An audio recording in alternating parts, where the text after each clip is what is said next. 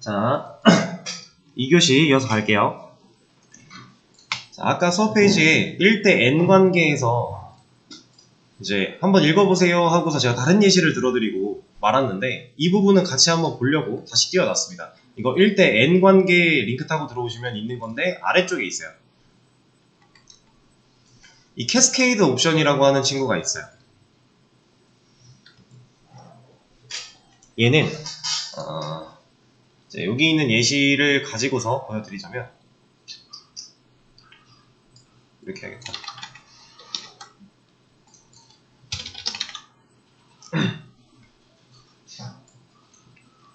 이런 건 없으니까 그냥 만들어도 되겠지? 테이블 여기서 그냥 하죠. 해도 될 것 같아요. 디비전 테이블 하나 만들고 인서트 하고 그 다음에 디파트먼트 테이블 하나 만들고 얘도 인서트를 할게요. 그리고 디비전을 보고 디파트먼트를 봐요. 근데 캐스케이드가 걸려있나?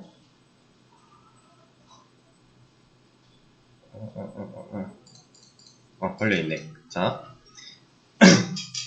이 상태라고 보면요. 지금 여기서 디비전, 그러니까 디비전은 학부고요. 학부 테이블이고 디파트먼트는 과예요, 과. 그래서 결과를 좀 보자면 얘는 이제 그 과 번호가 되겠죠? 1, 2, 3, 4, 5. 그리고 얘는 1번 학부, 2번 학부, 3번 학부, 1번 학부, 2번 학부가 되는 거잖아요.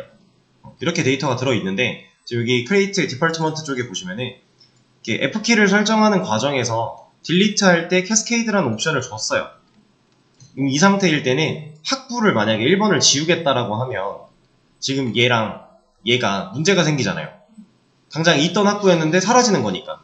그래서 이럴 때는 얘가 너 왜 지워져? 오케이. 얘가 지워졌어요. 그럼 이제 디비전 학부 테이블에는 자연이랑 사회밖에 안 남죠? 1번이 인문이었어요. 1번 학부가 없는 상태인데 디파트먼트를 들어가 보면 얘도 같이 지워져요. 저는 학부 테이블에 있는 1번을 지웠는데 학과 테이블에 있는 1번과 연관되어 있던 과들도 같이 사라져요. 이게 캐스케이드 옵션이에요. 그래서 테이블 간의 관계를 잡았을 때 이제 일반적으로 이 캐스케이드를 걸지 않은 상태가 되면은 MySQL이 어떤 에러를 보여줄지 아니면 그냥 지워줄지는 저도 모르겠는데 참조키를 걸어놓으면요. 그냥 관계가 어쨌든 얽혀있는 상태를 인정을 한 거거든요. 얘한테 알려준 거예요. 그래서 이 기준이 되는 애를 지웠을 때 얘가 뭐라고 합니다.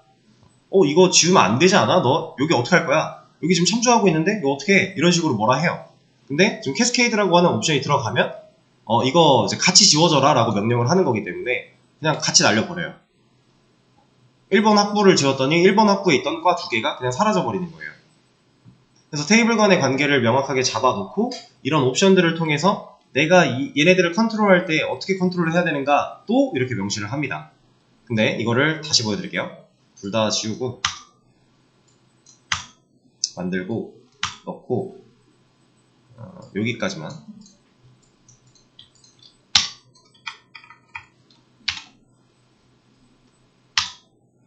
그리고 불을 넣었어요. 그리고 나서 지금 아까랑 똑같은 상태입니다. 캐스케이드 옵션만 안 들어가 있는 거예요. 얘를 지우려고 하면 얘는 이제 뭐라고 해요. 이렇게 너 이거 참조키가 있는데 어떻게 지울 거야? 안 돼. 못 지워. 네가 지워지면 난리 나는 테이블들이 있어 라고 뭐라고 하는 겁니다. 그래서 이 캐스케이드 옵션을 줬다고 하면 얘가 지웠을 때 그냥 지워지고 여기에 같이 사라지는데 지금은 못 지웠으니까 남아있는 거죠. 이렇게 관계가 있는 테이블들은 이렇게 함부로 삭제를 할 수가 없다. 그래서 이제 DB 초반에 한번 우리가 데이터를 지우거나 하는 거는 상당히 신중하게 해야 되는 일이다 라는 얘기를 했었어요. 중요한 데이터가 날아갈 수 있기 때문에. 근데 그것도 그렇지만 테이블 간의 관계가 복잡해지면 애초에 지우는 것조차를 할 수가 없다라고 했던 이유가 이런 거예요. 테이블 간의 관계를 우리가 설정을 해놓은 거기 때문에. 지금까지는 PK를 만들어 놓고요. 그 PK를 참조는 하고 있었지만 FK로 지정한 적은 없어요. 우리가 참조키를 진짜로 MySQL한테 알려줘 놓은 적은 없어요. 그래서 만약에 얘를 지웠다고 해도 그냥 됐었거든요. 지금 이런 상황이에요. 우리가 그동안 해왔던 거는 2개 지우고 얘 만들고 넣습니다. 그리고 여기서 이걸 뺄 거예요.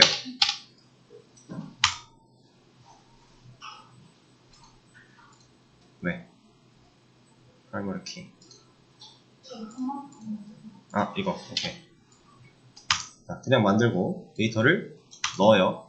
그리고 아까랑 똑같이 들어있겠죠, 데이터야? 들어있습니다. 근데 얘 지워도 뭐라 안 해요. 그럼 사라졌는데 얘는 남아있죠. 이제 이거 유령학과가 되는 거잖아요. 이런 상태로 우리가 썼었는데 실제로 방금 전에 이거 지우기 전에 FK를 이제 완전히 명시를 해서 지정을 해놓은 상태일 때는 애초에 삭제가 안 되잖아요. 그렇죠? 우리가 관계를 명확하게 따지면 이런 게 불가능하다. 지금까지 이걸 안 했던 이유는 이러한 상황에 놓이기 때문이에요. 그래서 이런 걸 배제시켜 놓고 그냥 이렇게 서로 PK를 참조하면서 사용하면 된다라고 알려드렸던 건데, 실제로 FK를 등록을 한다면 이제 생각해야 될 게 한 단계씩 더 많아진다라는 거죠. 그래서 데이터베이스가 알면 알수록 얘는 어려운 애예요. 할 게 너무 많아요. 신경 쓸 게. 가볍게 생각할 수가 없는 애입니다. 그래서 이 캐스케이드 옵션에 대한 거를 좀 직접 한번 보여드렸던 거고,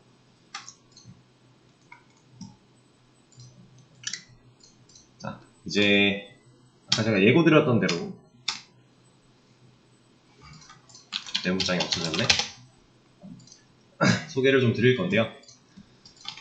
자, 여기 있는 것 중에서 먼저 프로시저라고 하는 거를 보도록 하죠. 프로시저. 자, 얘는 뭐 하는 애일까요?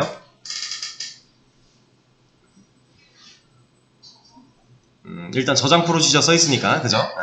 비슷해요. 뭔가를 저장해 놓는 거예요. 자, 얘는 우리가 지금 보면은 보통 쿼리를 이렇게 실행을 시키죠. 물론 이런 것들은 한 번에 여러 개 실행을 시키고도 있긴 하지만, 이런 셀렉트 같은 경우는 보통 한 번에 하나씩밖에 안 한단 말이에요. 근데 자, 이 프로시저는 뭐 하는 애냐면, 프로시저를 만들어서 그 안에 여러 개의 쿼리를 넣어두면 프로시저를 실행했을 때 여러 개의 쿼리가 한 번에 실행되게 함. 얘는 이거예요. 자, 그냥 간단한 겁니다. 예를 들어 내가 날려야 돼, 지금 실행해야 되는 쿼리가 3개예요. 이 3개가 동시다발적으로 이루어져야 돼요. 동시다발적이지만 순차적으로 딱딱딱 해야 돼요. 일처리 그렇게 해야 되는데 나는 지금 쿼리 실행을 한 번밖에 못해. 이게 지금 그 웹 쪽으로 넘어가지 않으신 분들은 사실 그럴 필요가 있나? 라고 생각이 드시겠지만, 웹 쪽으로 넘어가는 부분을 배우신 분들은 이게 무슨 말인지 대충 느낌이 올 거예요. 이게 우리가 웹에서 그 웹 개발을 하면서 서버 사이드 언어가 이 데이터베이스한테 쿼리를 날려줄 때 여러 개를 분리시켜서 날릴 수도 있지만 한 번에 해야 되는 경우가 생겨요. 그래서 쿼리를 좀 복잡하게 짜야 되는 경우가 생기는데, 그럴 때 이 프로시저라는 걸 쓸 줄 안다면 조금 더 편하게 압축시켜서 할 수는 있어요. 그래서 얘가 하는 일은 딱 이겁니다. 여러 개의 쿼리를 한 번에 실행한다. 이게 주 목적이에요. 자, 그러면은 보세요. 내가 프로시저, 이렇게 만들어 놨던 프로시저를 실행하면 내가 저장해 놓은 여러 개의 쿼리가 한 번에 실행된대요. 약간 함수랑 좀 비슷한 느낌 아니에요? 함수를 실행하면 함수 안에 들어있는 로직이든 쿼리든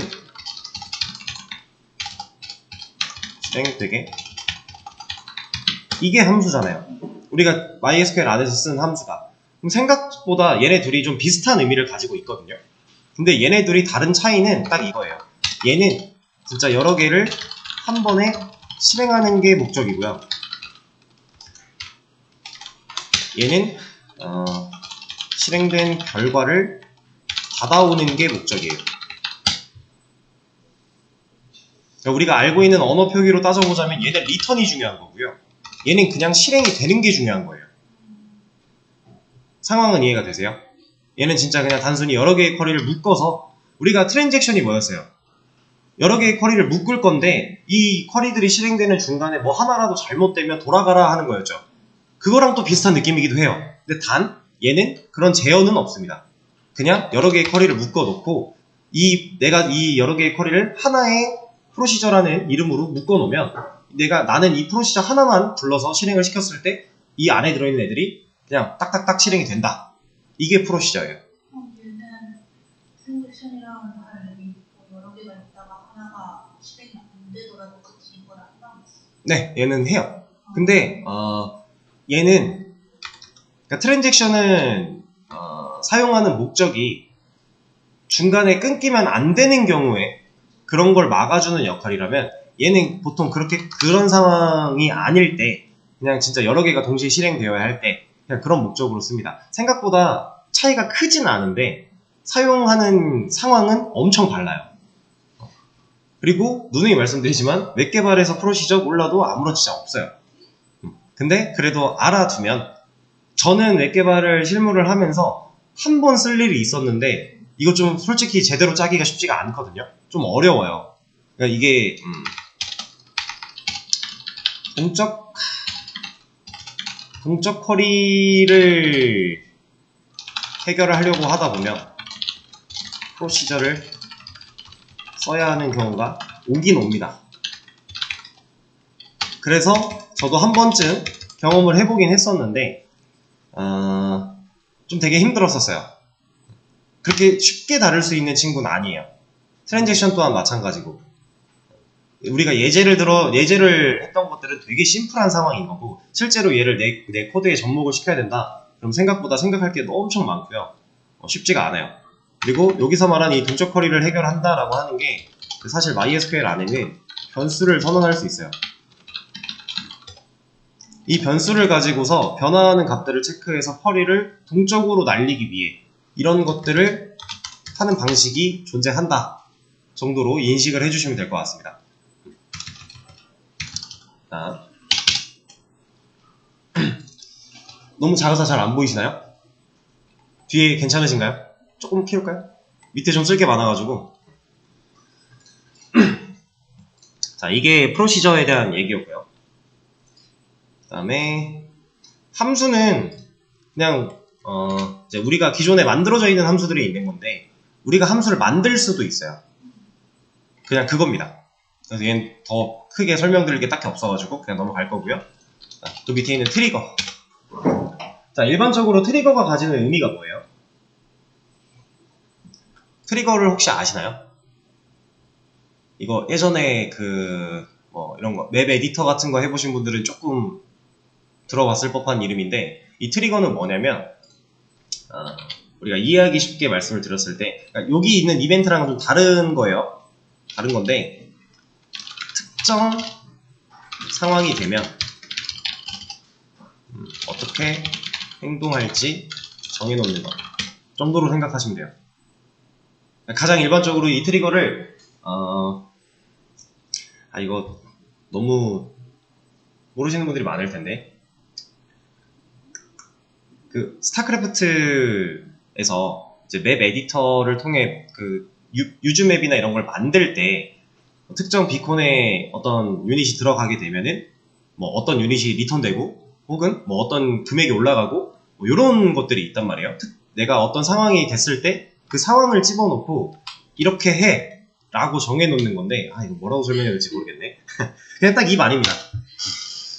어떤 특정 상황이 됐을 때 그 상황에서 어떤 후처리가 이루어져야 되는가에 대한 걸 저장해 놓는 거. 그러니까 예를 들어 우리 DB 쪽에선 이런 느낌이에요. 만약에 insert 쿼리로 특정 데이터가 insert 쿼리가 실행돼서 데이터가 들어왔으면 특정 테이블에 있는 데이터는 지우도록 걸어놓을 수 있어요. 예를 들어 얘를 A1 테이블에 데이터를 추가하면 A2 테이블에서 특정 데이터가 지워지게 이런 식으로 걸어놓을 수가 있는 겁니다. 이게 트리거예요. 이것도 우리가 만들 수 있는 거예요. 왜냐면 우리가 원하는 상황에 우리가 원하는 동작을 할 거기 때문에 얘가 알아서 만들어주진 않아요. 하나하나 우리가 만들어야 됩니다. 그래서 이거를 가지고 좀 예시를 들어드리자면 자, 이게 그냥 나쁘지 않은 예시인 것 같아요. 백업 데이터 만들 때. 백업 데이터. 예를 들면, 회원 정보를 가지고 있는 테이블에서 데이터를 지웠다. 그러면 백업 테이블에 지워진 데이터를 추가한다. 이러면 백업이 만들어지는 거잖아요. 그러니까 지우긴 지웠는데 진짜로 아예 그냥 없애버린 게 아니라 어딘가에 잠깐 보관을 해놓는 거죠. 이게 트리거예요. 이런 식으로 활용할 수 있는 거. 그럼 트리거도 뭐두 개를 만들 수 있어요? 그럼요. 왜냐면 네. 뭐 일정 기간 동안 있다가 뭐 아예 삭제를 자, 지금 말씀하신 일정 기간이 지나고 삭제가 되었으면 좋겠다. 이런 기능들은 또 이벤트에 해당하는 내용입니다. 네. 자, 또 이어서 갈 거니까, 그거는. 네. 트리거는 어쨌든 이런 느낌. 이럴 때 사용이 가능하다. 그래서 몰라도 상관은 전혀 없지만 알면 효율적인 허리를 또 짤 수가 있는 게 이 트리거라는 친구였고요. 자, 그리고 이제 이벤트. 얘는 이벤트라고 하지만 사실상 이벤트 스케줄러라고 생각하시면 돼요.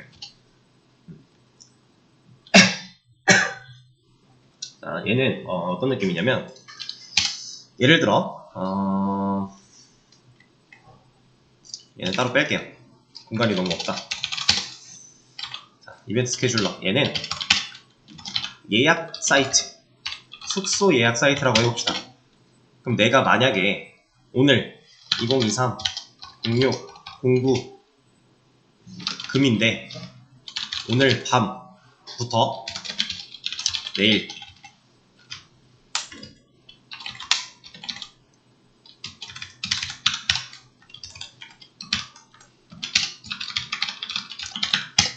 자, 이렇게 했다고 해볼게요. 그럼 내가 이 예약을 했으면 어쨌든 이 예약 정보에 대한 게 테이블에 들어있겠죠. 근데 6월 10일이 지났어요. 토요일이 끝났어요. 제가 이제 완전히 체크아웃을 하고 나갔어요. 그러면 제가 이렇게 예약했던 이 데이터는 쌓여있을 필요가 딱히 없잖아요. 이미 지난 날이니까. 그쵸? 그러면 우리가 이 이벤트 스케줄러를 사용해서 이제 조건을 걸어 놓을 수 있습니다. 특정 조건이라고 하긴 좀 뭐하고 내가 걸어둔 조건이 충족하면 이거 좀 말이 좀 애매한데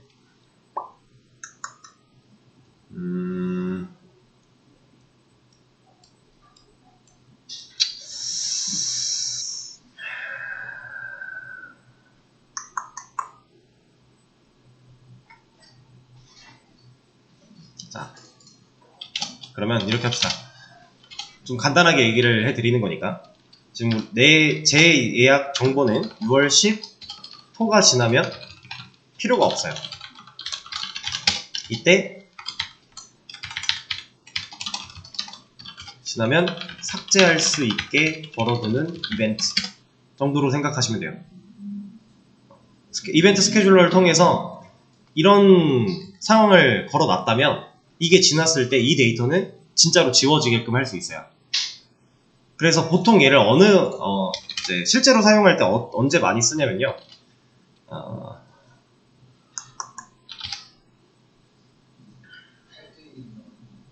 그럴 때도 쓰고요. 그러니까 뭐 회원 탈퇴 기능일 때 만료 기간을 30일로 잡았다. 그럼 30일이 지나면 진짜로 지워지게 할 수 있겠죠. 이런 거 할 때도 이벤트를 걸어 놓을 수 있고요. 이 30일이라고 하는 기준을 정할 수가 있어요, 우리가. 뭐 하루에 이런 것도 있다. 자, 하루에 한 번씩 실행돼야 하는 허리. 근데 이렇게 하루에 한 번씩 실행이 돼야 된다라고 했을 때 우리가 개발자가 직접 돌려주는 방법도 있겠지만 개발자가 상황이 안 되면 알아서 돌아줘야 될 거 아니에요. 내가 안 해줘. 그런 걸 이벤트 스케줄러로 걸어놓으면 얘는 내가 지정한 날부터 내가 지정한 시간이 되면 무조건 얘를 해요. 그게 이벤트 스케줄러예요. 근데 사실 이 이벤트 스케줄러는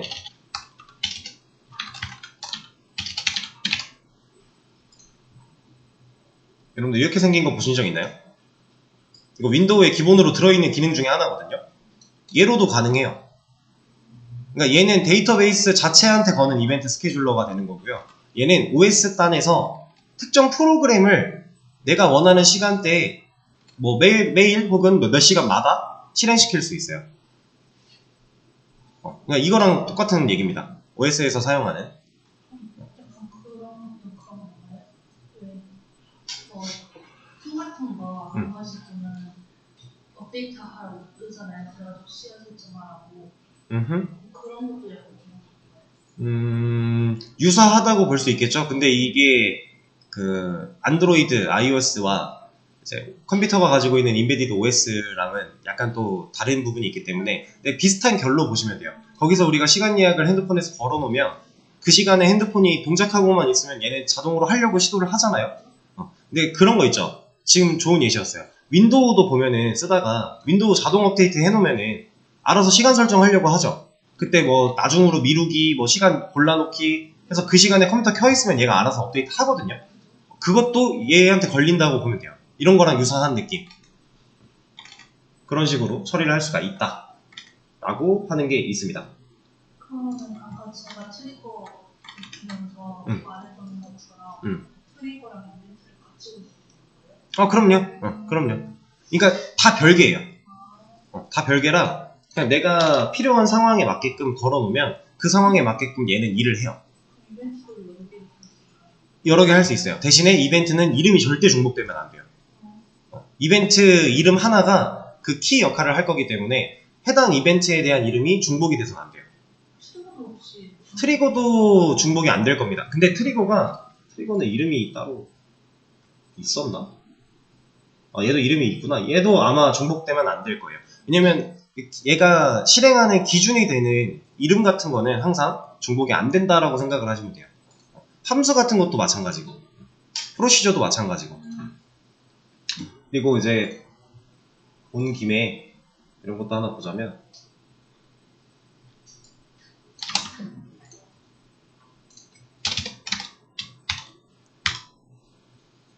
이게 지금 이벤트를 쓸 수 있냐 없냐에 대한 여부를 보는 쿼리거든요. 얘를 봤을 때 지금 5% 되어 있잖아요. 이러면 이벤트 스케줄러를 못 쓴다라는 얘기예요. 그럴 때 이 쿼리를 날려서 얘를 on으로 바꿔줘야 돼요. 얘가 on으로 바뀌거든요. 그럼 이제 이벤트 스케줄러를 사용할 수 있게 되는 거예요. 그래서 이거를 이제 뭐 많이 사용할 일은 딱히 없겠지만 여러분들이 이런 것들이 DB에서 가능했었어 라는 정도만 머리에 있으면 나중에 이런 비슷한 상황이 놓였을 때 이거 이런 걸로 됐었다고 했던 것 같은데? 라고 하고 찾아보면 되니까 요 정도 정보만 드리는 걸로 하겠습니다. 이게 사실 개념 자체는 그렇게 복잡한 개념까지는 아니에요. 뭐 하는 애들인지는 대충 아시겠죠? 그러니까 얘를 실제로 써보진 않았지만 대충 얘네들을 쓰면은 어떤 것들을 처리할 수 있는지에 대한 간단한 예시 정도는 이제 알려드린 셈인데 얘를 실제로 쓰려면 좀 많이 어려울 거예요. 그러니까 가벼운 마음으로 시작하진 마세요. 진짜 꼭 필요할 때 찾아서 한번 네가 이겨 내가 이겨 한번 달려들어서 해보는 걸로. 간단한 예제는 정말 너무 쉽게 테스트를 해볼 수 있기 때문에 그런 거는 좀 의미가 별로 없고 실제로 얘를 적절하게 활용하기 위해서는 좀 어렵긴 하다라는 거를 말씀을 드립니다. 이거요? 이거랑 요거? 해드릴 수는 있는데 이게 정리를 깔끔하게 한 게 아니라서 이렇게만 올려드려도 될까요? 저는 그렇게 올려주셨으면 좋겠어요. 일단은 그러면은 잠깐만 그러면 얘를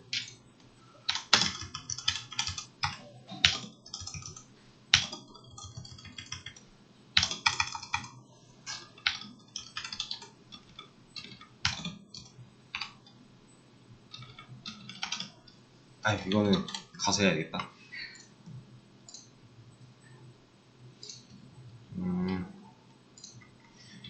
아니지. 오케이.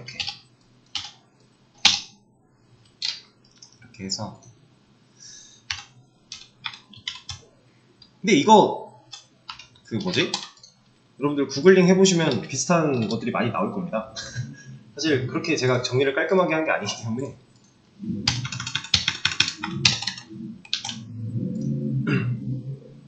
네, 일단 올려드렸어요. 수업 페이지에 올라갔는데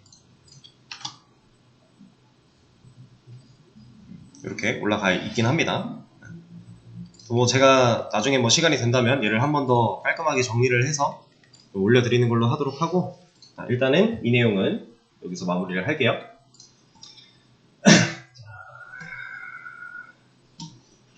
그러면 이제 여러분들이 뭘 해야 되냐면, 오늘 수업 끝나면은 사실 다음 주 월요일 수업이 마지막이란 말이에요.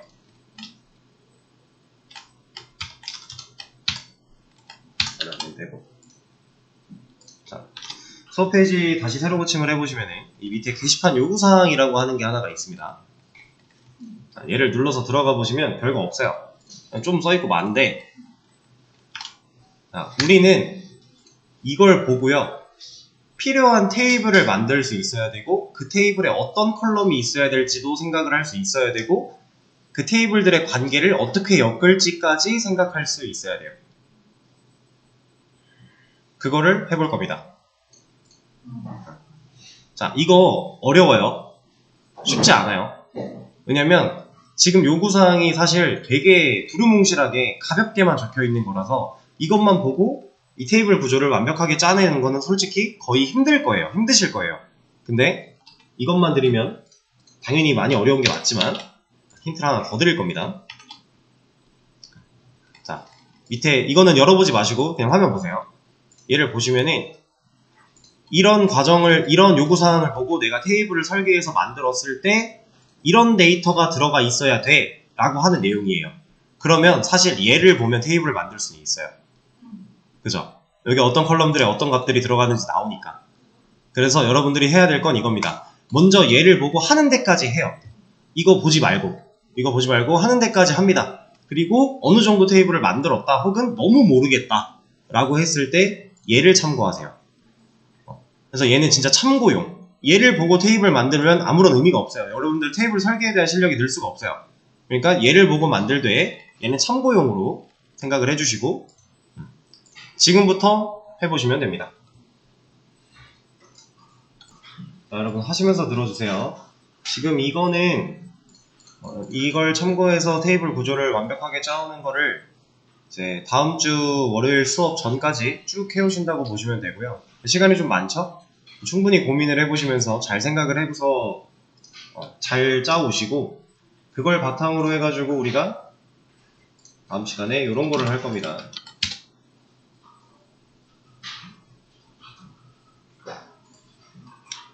이런 거를 좀 해볼 거예요. 문제 푸는 거겠죠? 그래서 이제 테이블 구조를 잘 짜오셔야 저 문제를 푸는데 문제가 없을 거고요. 뭔가 문제가 있다면 제가 이제 다음 시간이 되면은 저도 이걸 가지고서 테이블을 쭉 짤 거예요. 그리고 나서 여러분들과 같이 문제를 풀 건데 제가 짜는 거를 보고 물론 제가 짜는 게 무조건 정답은 아니겠지만 그래도 나름의 효율을 최대한 챙겨가며 커리를 작성을 할 거기 때문에 그걸 가지고 본인 거랑 비교를 하면서 뭔가 좀 문제가 있었던 점들이 있다면 어디가 문제였을까, 내가 어느 부분을 생각하지 못했을까 이런 체크를 좀 해주시고 그리고 제가 짠 커리를 또 공유를 해드리면 그걸 가지고서 문제를 같이 풀어보는 걸로 이렇게 진행을 하도록 하겠습니다. 일단 오늘 50분이 될 때까지 그냥 마무리 계속 해보시고요. 50분이 되면은 수업은 종료를 하도록 할게요.